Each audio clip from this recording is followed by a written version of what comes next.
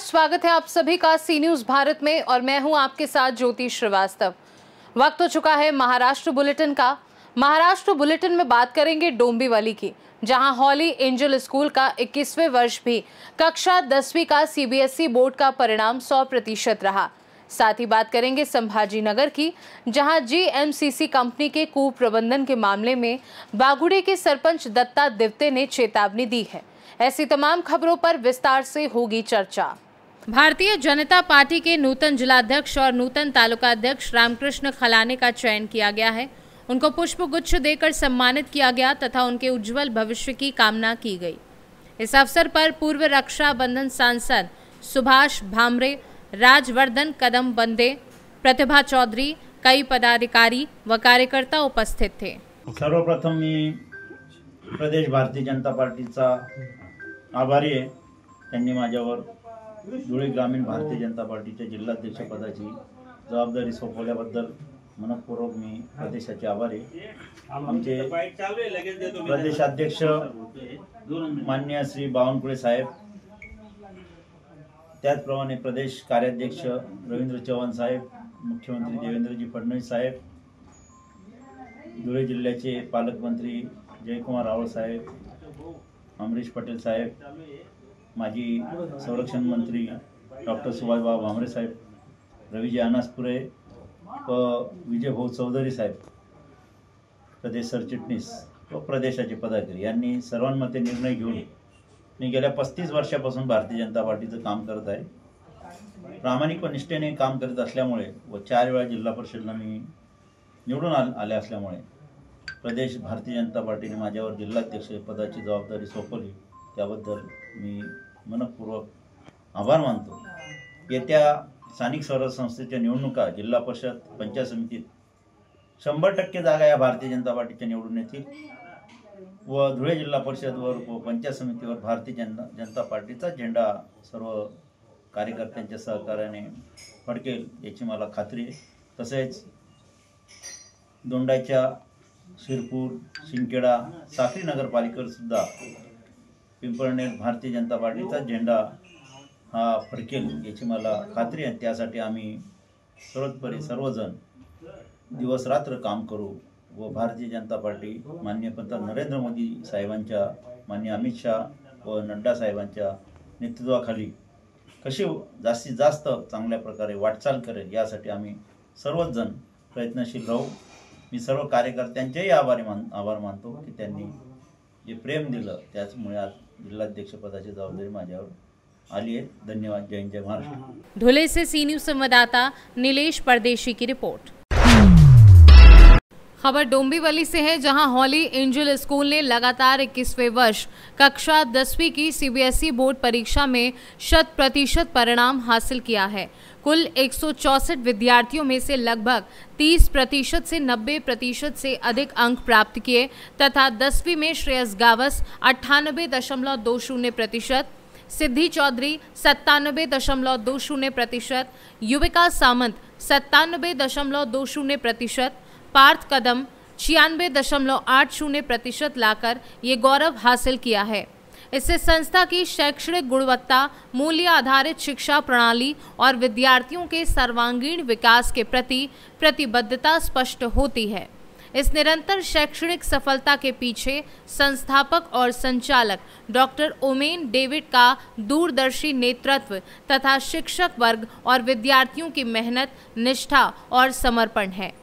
मी पार्थ गणेश कदम, मला 10th exam मध्ये 96.8% भेटले आणि मी होली एंजल्स या स्कूलचा विद्यार्थी आहे। आणि ही जर्नी 10th इयरची जर्नी खूपच अमेझिंग होती। And also credit goes to the school faculties, the teacher who were with us throughout this journey. Constant support शिवाय हे पॉसिबल नव्हतं। So a big hats off to them as well. And या म्हणजे ups and downs येत राहतात लाईफमध्ये, पण डाऊन्सला त्यांनी लाईक असे बोलले की चान्सेस समजा, ऑपॉर्च्युनिटीज समजा to grow, not as a downgrade. And that was the most crucial thing. Resilience, they built up our resilience, and that is what has helped us to be what we have done today. So yeah, big thanks to them as well. And yeah, the school is esteemed after all for for their mindset, for their strong mentality, of building success. So माझे नाव युविका सामंत आहे आणि मला 10वीत 97.2% मिळाले आणि इंग्लिशमध्ये 100/100 आणि ह्याचं सगळं श्रेय शाळेला जातं. त्यांनी ज्या लेवलचे प्री बोर्डचे पेपर बनवले, चेक केले, त्याच्यामुळे आमचं कॉन्फिडन्स अजून बूस्ट झाला. टीचर्सनी पण खूप सपोर्ट केला, क्वेश्चन्स म्हणजे नीट समजवले, काही डाऊट्स असतील तर परत त्यांनी ते सोडवले आणि स्कूलनी पण खूप मेहनत घेतली आमच्या मागे. असं नाही की नुसतं अभ्यास, स्पोर्ट्स वगैरेला पण त्यांनी खूप मदत केली आणि स्कूलमध्येच 97.2% मिळाले असं सांगते. माझं नाव सिद्धी योगेश चौधरी. मी होली एंजल या शाळेत 10वी केली, म्हणजे मी 4थी पासून 10वी पर्यंत याच शाळेत होते आणि मी आता 10वी मध्ये बोर्डात 97.3% मिळवले आहेत. आणि आता पाहिलं गेलं तर शाळांनी तर फुल सपोर्ट दिला आहे मला या गोष्टीमध्ये. म्हणजे हे काय असं नाही की फक्त एंडिंगला जे बोर्डाला मार्क मिळतात ते जरुरी असतात. जी पूर्ण एक प्रोसेस असते ती जास्त जरुरी असते, कारण की ती पाहिली गेली तर तिच्यामधून तुम्हाला सगळं असतं आणि शाळेने ते फुल ह्याच्यावरती सपोर्ट देतात. असंच नाही की शाळा फक्त तुम्हाला अकॅडमिकली प्रेशर देईल, नाही तर असं काही नाही. माझ्या शाळेमध्ये प्रत्येक एका टीचरने, दर फॅकल्टीने मला जो सपोर्ट दिला आहे ना, तो दुसरं कोणीच देऊ नाही शकत. म्हणजे जो सपोर्ट जेव्हा आई पप्पा नसतात एवढे वर्ष आणि जो ट्रस्ट ते देतात की my child is in your hand करून, तो ट्रस्ट पूर्णपणे माझ्या शाळेने सांभाळलेला आहे आणि त्याला फुलफिल केलेला आहे to its fullest. I mean, आणि तसं पाहिलं गेलं तर माझी शाळाच, म्हणजे मी सगळं श्रेय माझ्या शाळेला देईन. कारण की मी आता बघते तर माझा आधी तेवढा परफॉर्मन्स चांगला नव्हता जेव्हा मी शाळेत तेवढी पण हे नव्हती, पण आता 10वीत आले तर मी स्वतः मोटिवेटेड होते. पण टीचरनेच हळूहळू सांभाळलं होतं मला आणि हळूहळू शिकवलं आणि ते आलं मला. म्हणजे मध्यंतरी मार्क खूपच पडले होते खाली, पण नंतर आले वरती, असं नव्हतं. आणि सगळ्या टीचर्सने सपोर्ट केला, कधी असं खाली गेलं तर खाली पडू दिलं नाही. आणि मी खूप आभारी आहे, म्हणजे माझे आभार किती पण बोलले तर कमीच पडतील शाळेला. नमस्कार, मेरा नाम विजय ओमन, मैं Holy angel school end junior college का प्रिंसिपल हूँ. 13 मई हमारे लिए बहुत खुशी का दिन था. 13 मई 2025 को क्लास 10 CBSE का रिजल्ट डिक्लेयर हुआ और हमें बहुत खुशी है कि इस बार मतलब 21st टाइम हमको कंटिन्यूअस 100% रिजल्ट्स मिल रहे हैं. और इस बार के रिजल्ट्स तो बहुत ही अच्छे हैं क्योंकि हमारे मोर देन 30 स्टूडेंट्स हमारे 90% स्कोर किए हैं और टॉपर ने 98.20 स्कोर किया है. श्रेयस गावस नाम का लड़का 98.20. So that's a very wonderful result. और ये जो भी रिजल्ट्स है ये हमारे सारे बच्चों का और हमारे टीचर्स का कंसिस्टेंट एफर्ट्स और उनके प्रयत्न का फल है. और 12th में भी हमको अच्छा रिजल्ट मिले थे. हमको 18th टाइम कॉन्सिक्यूटिवली 100% रिजल्ट आए थे और स्कूल में हमको 21st टाइम आया है. तो it's a great occasion for the entire Holy Angels community and हमको आशा है कि हम ऐसे ही आगे बढ़ते चलें. डोंबिवली से सी न्यूज संवाददाता दीपक मोरे की रिपोर्ट.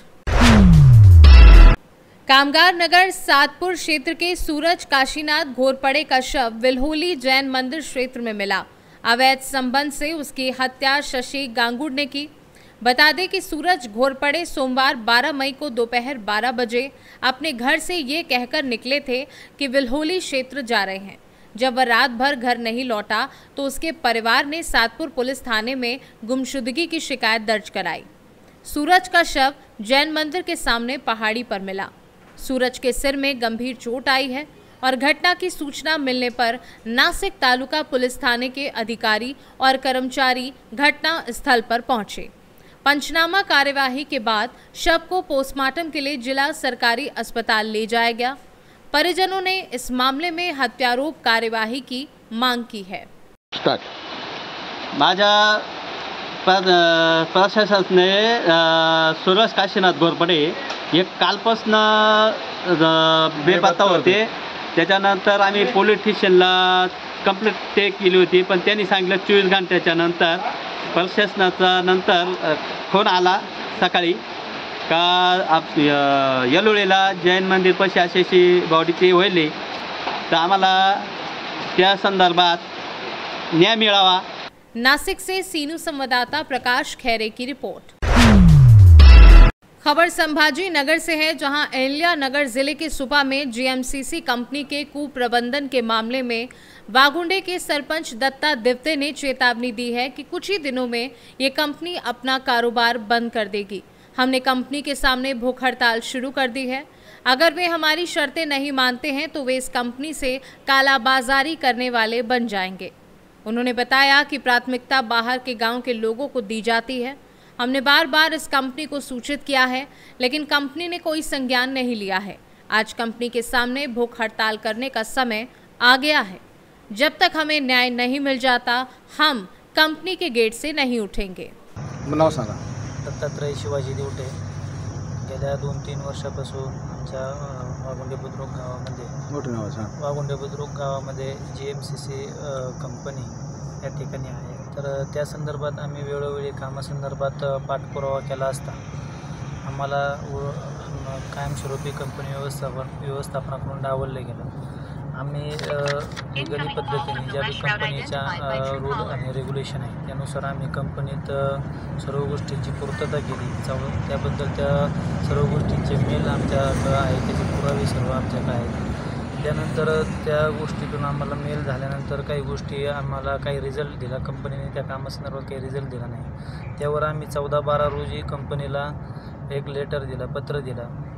तर त्या पत्राचं आम्हाला कोणत्याही कंपनीने उत्तर आम्हाला कोणत्याही लेखी स्वरूपात दिलं नाही। तसेच मग 14/12च्या नंतर आम्ही माननीय पोलीस निरीक्षक सुपा यांच्याकडे 31/12 रोजी दाद मागितली। कंपनीचे काही चुकीच्या धोरणांबद्दल आम्ही मागणी केली होती, परंतु कंपनीला 31/12ला जे लेटर दिलं त्यावर सुद्धा कंपनीने पोलीस प्रशासनाला कोणत्याही प्रकारची दाद दिली नाही। त्यानंतर आम्ही 3/1 रोजी कंपनीचे व्यवस्थापन व पोलीस निरीक्षक साहेब आव्हाड साहेब होते, त्यावेळेस आम्ही त्यांच्यासोबत चर्चा करून पोलीस स्टेशनला चर्चा करून त्यांनी आम्हाला लेखी स्वरूपात आम्ही ह्या गोष्टी पूर्ण करू किंवा चौकशीला तयार आहोत किंवा आम्ही त्यांना PI साहेबांसोबत त्यांनी पोलीस स्टेशनला त्यांनी जे पण लेखी स्वरूपात देऊ किंवा जो पण निर्णय झाला त्याचीसुद्धा त्यांनी पोलीस प्रशासनाला दाद दिली नाही। त्यानंतर मनोमनी कारभार करते, गैरव्यवहार करते, कंपनी काय करते?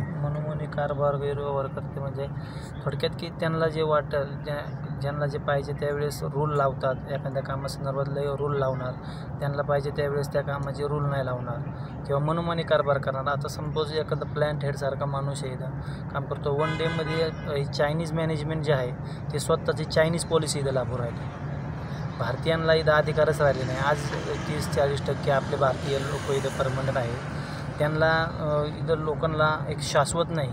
जरी कंपनी रोलवर असले तरी आज प्लॅन्ट हेडसारखा माणूस ते एका दिवसात काढून टाकू शकतात। 1 डे विदिन हावर्समध्ये कंपनीच्या गेट पास घेऊन त्यांना काढून देतात। तर आपल्यासारख्या कामगारांची या आपल्यासारख्या काही लोक इथं भरपूर कामाला आहेत, त्यांना शाश्वती नाही आहे। चायनीज मॅनेजमेंट त्यांना ज्या पद्धतीने वाटण सोयीचं वाटण त्या पद्धतीने वागतात आणि इथल्या मॅनेजमेंटला कोणतेही अधिकार न देता ज्या चुकीच्या गोष्टी येतील त्या आपल्या मॅनेजमेंटवर सोडणार आणि त्यांच्या पद्धतीने चायनीज पॉलिसी वापरून इथं काम चालू आहे त्यांचं। तुम्हाला न्याय न मिळायची पुढे दिशा कोणती असेल? न्याय न भेटल्यानंतर आम्ही जीएमसीच्या आता सर्व काही गोष्टी आम्ही पोलीस प्रशासनाच्या न्याय भेटण्यासाठी आत्तापर्यंत आम्ही अपील करत होतो। आत्तापर्यंत आम्ही न्याय भेटण्यासाठी त्यांना सर्वस्वी लेटर पाठवले, सर्व गोष्टी केल्या, परंतु आम्हाला सरळ मार्गाने न्याय भेटणार नाही। आम्ही त्यांना 1 तारखेला उपोषण करणार आहे याची पण त्यांना माहिती दिली, परंतु ती माहिती आम्हाला त्यांनी म्हणजे माहिती दिली तरी पण कोणत्या पद्धतीने त्यांनी आम्हाला दाद दिली नाही। त्याच्यानंतर आम्ही मग कागदोपत्री काही कंपनीविषयीचे डॉक्युमेंट आमच्या किंवा त्यांच्याविषयीची माहिती घेऊन आम्ही 14 मे रोजी उपोषणाचा निर्णय घेतला। आज आम्ही अजून 14 मे रोजी म्हणजे आजपासून आम्ही उपोषण चालू केले। उद्यापासून कंपनीविषयीची सर्व माहिती आम्ही लाईव्ह पत्रकार माध्यमातून आणि एक तीव्र पद्धतीने आम्ही कंपनीविषयी सर्व माहिती आम्ही उघड करणार आहोत। कंपनीने अजूनही मॅनेजमेंटने आमची कोणत्याही पत्राची कुठेही दखल घेतली नाही। हे सर्व चायनीज पॉलिसी चायनीज मॅनेजमेंट या ठिकाणी करत आहे। कंपनीचे HR जे आहेत माध्यमापुढे बोलण्यास टाळाटाळ करतात। हो, ते का बरं? ते बोलण्याचं टाळाटाळ, आता त्यांची पॉलिसी काय आहे आता आपल्याला माहीत नाही, परंतु इथल्या ज्या आपले इंडियन मॅनेजमेंट आहे त्यांच्याकडं काही अधिकार त्यांनी ठेवलेले नाही. त्याच्यामुळं जे आहे ते चायनीज पॉलिसीजला राबवू राहिले, ते चायनीज पद्धतीने कारभार चालू राहिले ते. संभाजीनगर से सी न्यूज़ संवाददाता राधेश्याम हिवाले की रिपोर्ट। महाराष्ट्र बुलेटिन में बस इतना ही। देश दुनिया की बाकी खबरों को जानने के लिए आप देखते रहिए सी न्यूज़ भारत।